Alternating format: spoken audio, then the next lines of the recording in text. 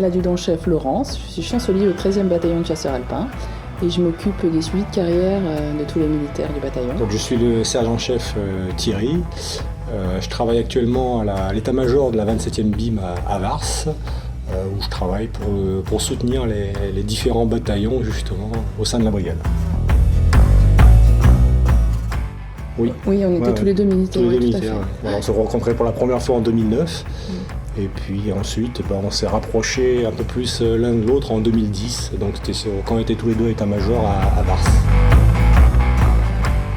Oui, on a tous les deux des enfants, mais pas ensemble. Issus deux chacun, issus d'un premier mariage. Ça arrange à ce que quand il y en a un qui est projeté, l'autre soit là, et vice-versa. Il y a toujours un des deux qui est à la maison pour faire le relais.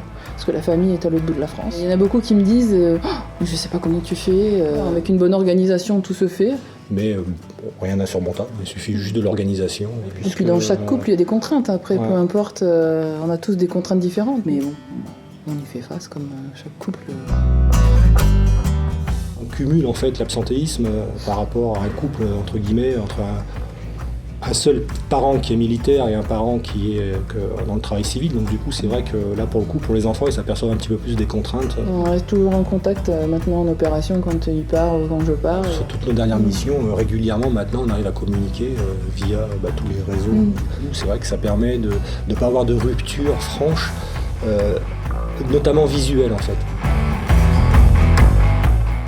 Le fait d'être militaire ne change pas grand-chose à nos gestions de carrière, c'est juste qu'on essaye de trouver un juste équilibre pour que chacun puisse s'épanouir dans son emploi. Et au niveau des mutations, ça pose pas plus de problèmes que ça, puisque l'institution fait bien les choses et c'est modernisé. Du coup, on peut maintenant être mutés ensemble, donc ça pose pas de problème particulier. Ils sont fiers, bon, ils en parlent pas forcément autour d'eux, mais quand le sujet se pose, ils sont fiers, parce que moi j'ai mon grand qui a 18 ans et qui est réserviste au bataillon, donc il est fier que sa maman soit militaire et que son beau-père aussi soit militaire.